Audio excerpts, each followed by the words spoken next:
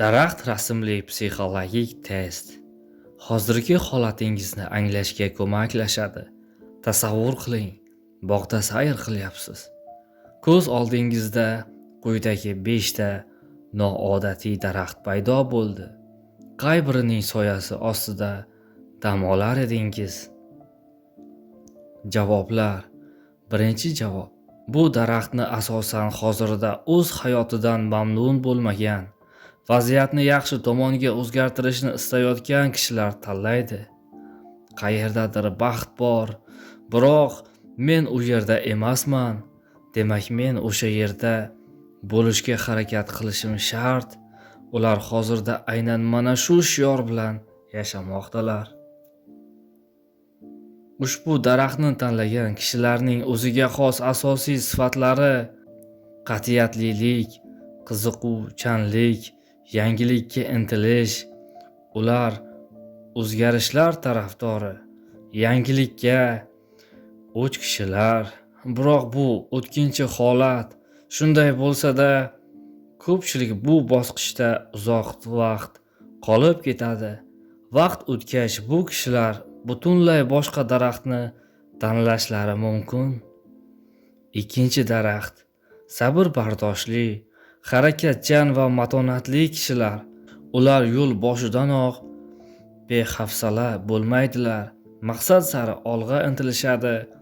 Ko'zlangan cho'qqini qadamma-qadam zabt etishib boradilar. Tanlagan yo'llaridan aslo qaytmaydilar. O'z kasbining mohir ustalari, sohalariga oid uslublarini mohirona qo'llashlari tahsinga loyiq. Hayotlari davomida aniq rejalari asosida yashaydilar.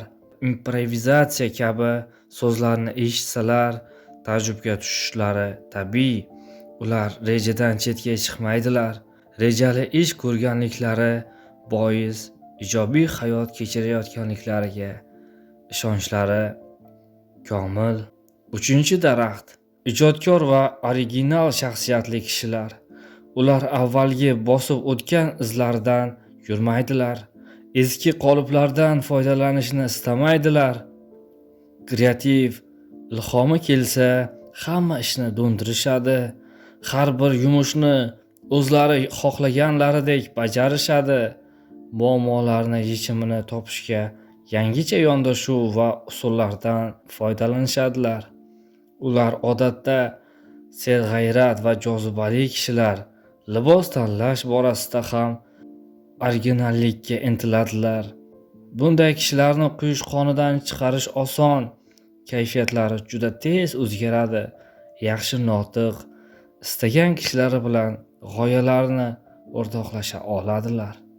To'rtinchi daraxt qishin yozin bir xilda qanday holatda bo'lishidan qat'iy nazar, bunday kishilar kuni doimo liderlik libosida kutib oladilar.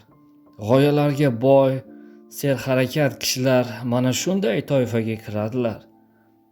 Ozoda va pragmatik xarakterli maqsadni aniq oladilar. Mustaqil fikrli, nima xohlashini va unga qanday erishishini bilishadi. Hayotda ular uchun faqat ikkita nuqtai nazar mavjud: noto'g'ri va o'zlarining shaxsiy qarashlari. Va so'nggi 5-chi daraxt. Ular juda hamdardlikni qoyillatadigan kishilar. Boshqa bir insonning g'am, anduhi, quvonchu shodligini xuddi o'zlarinikidek qabul qilishadi. Dilkash, xushfe'l, bag'rikeng va sezgir shaxslardir. Atrofdagilar baxtli bo'lsagina o'zlarini to'laqonli baxtiyor deb hisoblashadi. Janjallashishdan ko'ra murosani ustun qo'yadilar. Bir so'z bilan aytganda, toza qalbli, yetuk insonlar ushbu toifa vakillaridir. Shunday qilib, videomiz ham o'z yakuniga yetdi. E'tiboringiz uchun rahmat do'stlar. Bizni kuzatib boring.